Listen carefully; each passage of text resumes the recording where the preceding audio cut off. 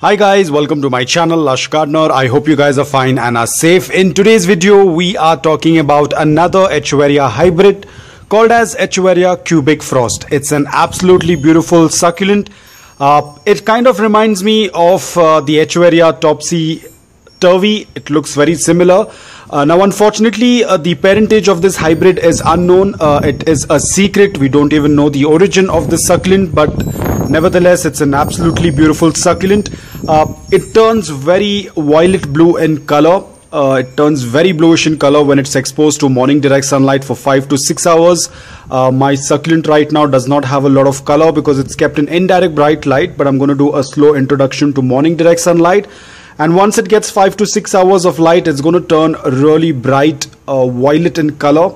You can check the images on Google. They are very, very beautiful succulents. They have this curvy leaves, just how our Topsy Turvy tends to look like. You can see there is a lot of similarity between both, but these guys have a little bit more those curvy leaves, but these guys have a little less compared to that. But again, they also tend to have this as and when the plant starts to mature, the leaves tend to get even more, they tend to get this dent even more, they become even more curvy, but it's an absolutely beautiful succulent.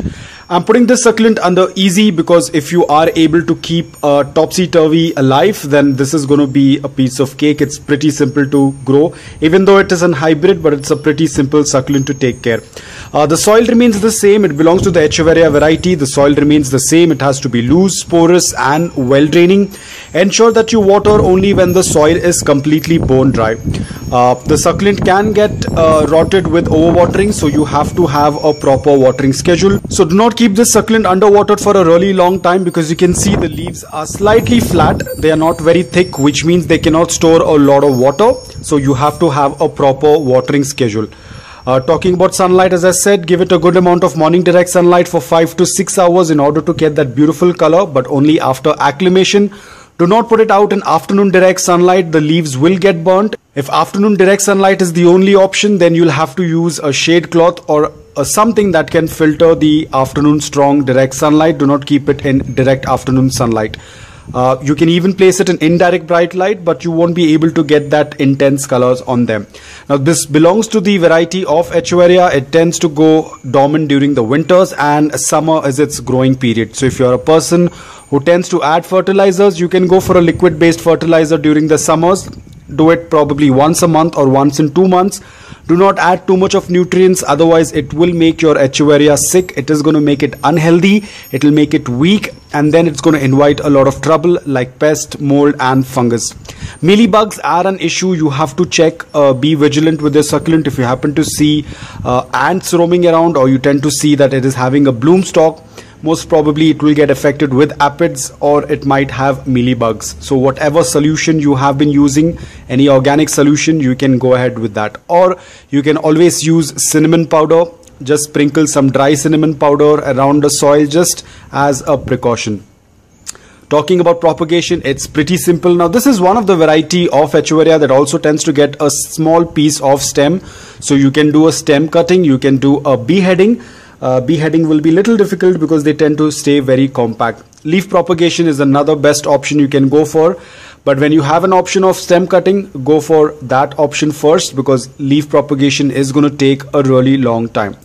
Now this is another thing I'm not very sure, because in my country we do not have this patented, but what I have seen in the US, people who buy this succulent, when they come with a package with a labeling, it says that you cannot propagate the leaves. Now that is because the succulent is kind of in the copyright thing, which means that you cannot propagate the leaves. Now ideally you're not supposed to propagate it at all, but you have purchased the succulent. This is up to you. If you want to create a collection by propagating, you can do it for yourself, but you cannot propagate and sell it on a large scale. That is prohibited in the US. I'm not very sure. This is what I had seen on Facebook, where a person was asking why does the label mention as propagation prohibited, because a lot of the succulents are patented and they cannot be propagated and sold. That is one of the reason why it will be mentioned as either there will be a sign as trademark, or it is going to mention a note that you cannot propagate a succulent. Now, the person who was showing the image, it was a cubic frost, and I was quite surprised why did they mention it, because when something like that is mentioned on the label, you basically cannot propagate and sell it. So guys, it's a pretty simple succulent. If you want to add it in your collection, you can definitely add it in your collection. Just go for the basic care requirements. Ensure that you give that proper soil. Watering should be in a balance, and give it a good amount of morning direct sunlight, and the succulent will thrive in your garden.